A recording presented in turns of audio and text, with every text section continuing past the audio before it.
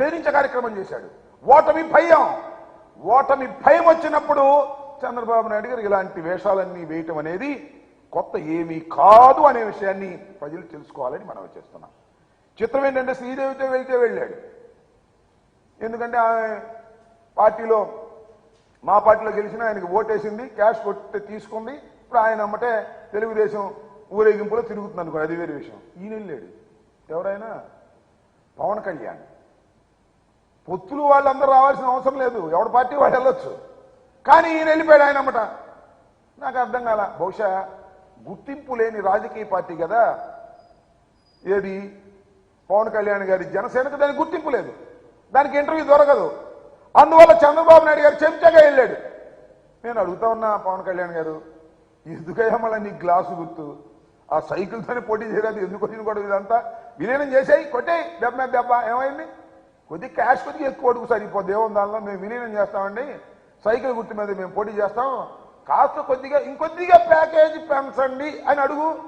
ఆయన కూడా రెడీగా ఉన్నాడు, పాప సొమ్ము సంపాదించినంత రెడీగా ఉన్నాడు. అవి కూడా నీకు ఇచ్చేసి ఏకంగా దీనిలో తీసుకువెళ్ళేటటువంటి కార్యక్రమం చేస్తాడు, గుర్తుపెట్టుకోమని కూడా ఈ సందర్భంగా మనం చేస్తున్నాం.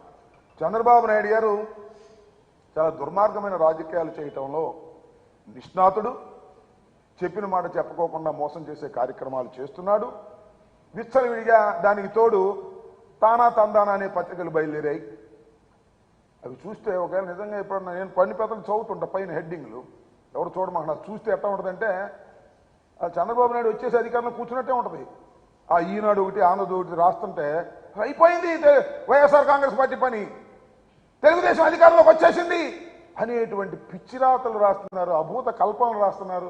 జగన్మోహన్ రెడ్డి గారి మీద రాస్తున్నారు. జగన్మోహన్ రెడ్డి గారు అంటే జైలుకి వెళ్ళిపోతాడంట, ఎన్నో వాయిదాలు లెక్కేశారు, ఆ వాయిదాలకు హాజరు కాలేదంట అని రాస్తారు. అది రాత్రి రాశారు. ఒకవేళ అది ఊహించుకుని రామోజీ రాస్తున్నాడు. షర్మిల గారు వస్తేనంట జగన్మోహన్ రెడ్డి గారు ఏదో అన్నా అంట, రాధాకృష్ణ రాస్తాడు బల్ల కింద ఉన్నాడో బాత్రూంలో ఉన్నాడు, నాకు అర్థం కాల.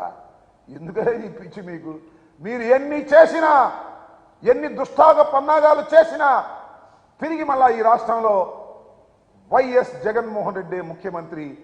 దొంగ ఓట్లతో మాకు పని లేదు, మాకల్లా ప్రజాస్వామ్య పద్ధతుల్లో ప్రజలకు మేలు చేశాం, ఇచ్చిన ప్రతి వాగ్దానాన్ని నిలబెట్టుకున్నాం, ప్రజల గుండెల్లో చిరస్మరణీయమైన ముద్ర వేసుకునే క్రమంలో జగన్మోహన్ రెడ్డి పరిపాలన చేశాడు. ఈ నెల నుంచి 3,000 రూపాయల పెన్షన్ ఇస్తున్నాం, ఇచ్చిన మాట నిలబెట్టుకున్నాం. అందువల్ల మేము మళ్ళా తిరిగి అధికారంలోకి రాబోతున్నాం. ఇది ఎవరిని అడిగినా చెప్తారు, ఏ సర్వేని అడిగినా చెప్తారు. ఇవాళ మీరు ఎలక్షన్ కమిషన్ వచ్చింది కదా అని చెప్పేసి పుత్రుడు దత్త తండ్రి ఇద్దరు వెళ్ళి అక్కడ ఏదో రిప్రజెంట్ చేసి అసలు విషయాలు వదిలేసి ఏ కొసరు విషయాలు